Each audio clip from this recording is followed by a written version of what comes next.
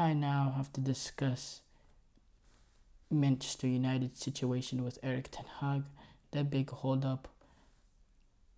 What is going on here?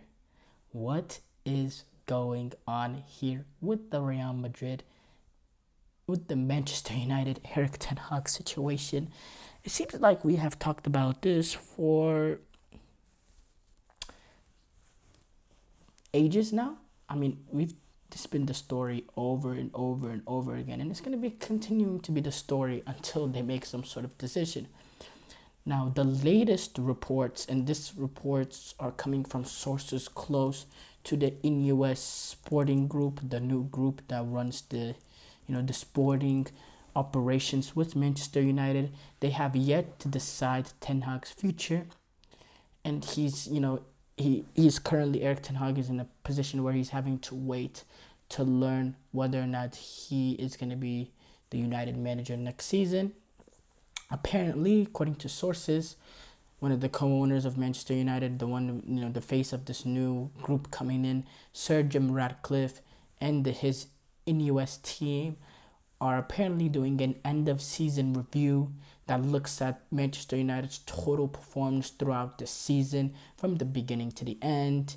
And it also, is a big impact on whether or not that assessment is going to have a big impact / focus on Ten Hag, on whether or not he should be here or he should be at United or, should be sacked.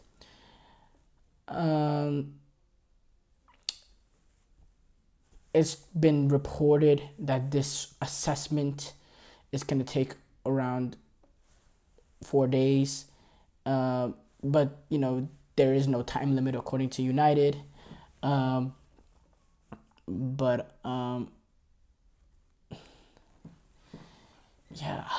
don't know. Number one, also it's important to know that during a few days ago, before the FA Cup final, there were sources that said they were talking to McKenna at Ipswich Town. Now, McKenna does have links to United. He was Ole Gunnar Solskjaer's assistant during his period at Manchester United. There was a time that he was Ole Gunnar Solskjaer's assistant.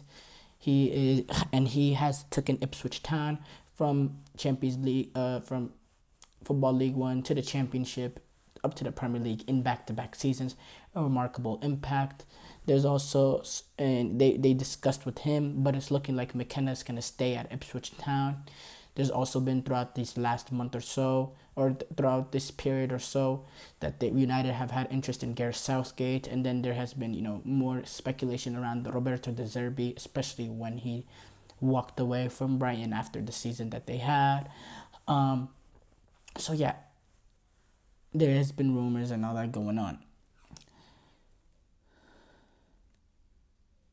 Now, this is very tricky and very confusing for me for why the hold up in this decision.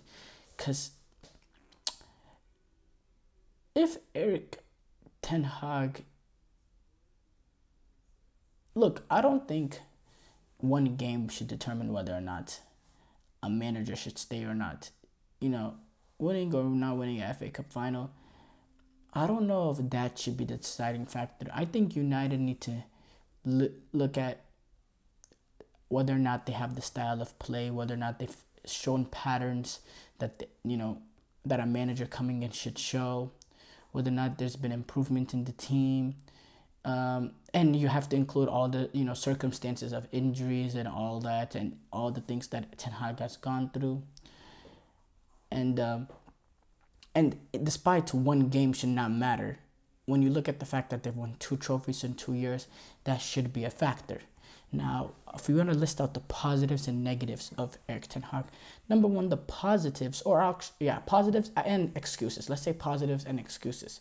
Number one, this has been a horrible injury-riddled team. Manchester United, when you've looked at this, it's been an injury crisis this season. There's no going away from that. It's been an absolutely injury crisis this season.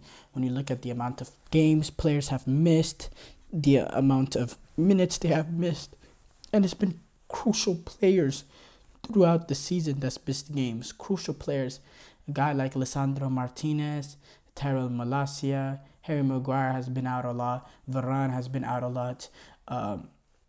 Mason Mount, he's been out a lot. Anthony Martial has yet to play this season. We don't know where he's been. It's just, there's been a lot of players that have been just out, just in and out of this team. And it is a proper Luke Shaw. We haven't seen him at all this season, essentially. It's been an injury-riddled season, so that is a valid excuse for him. And you have to look at the situations that he's dealt with in his 2 seasons when it comes down to the Cristiano Ronaldo, walking in and dealing with the Cristiano Ronaldo situation. That is a hard situation for a manager to deal with in his first real big job, big elite job in Europe. I know Ajax is, a big job in the Netherlands, but when you look at world football, I think when you talk about the likes of Manchester United, it's a different level. One of the biggest clubs in the world. So dealing that situation going in is very difficult. And the way he handled it was, in my opinion, the only way he could have. The Jadon Sancho situation, the way he handled that there's a gray area whether it was right or wrong. You see what he's doing at Borussia Dortmund. You can't argue against that. And also more positives is what he did last season. The progress he showed last season, the runs that they won, and this was when the team was fully healthy, and they had a good balance of being able to take the game to the opposition and being able to, play a little bit more in the transition. But that is not Ten Hag's way, though. Ten Hag's way is the Barcelona way, to say possession-oriented, playing high line, playing roulette football. That is it, and that's the football that we see that we've seen him play at Ajax. We don't see that at Manchester United, so that's something of concern. But last season we saw a good balance from him, and the team performed very, very well. Casemiro, he came in, he played very, very well that first season. He was a very important player for Manchester United, and then this season he fell off. But yeah, I think last season the Premier League was a true positive. Winning 2 trophies in 2 years, the trophy drought this team has been unbelievable before Ten Hag was here. When you look at the second year on from Jose Mourinho's run, all the way up to the end of Ole Gunnar Solskjaer going into Ralf Rangnick in that season,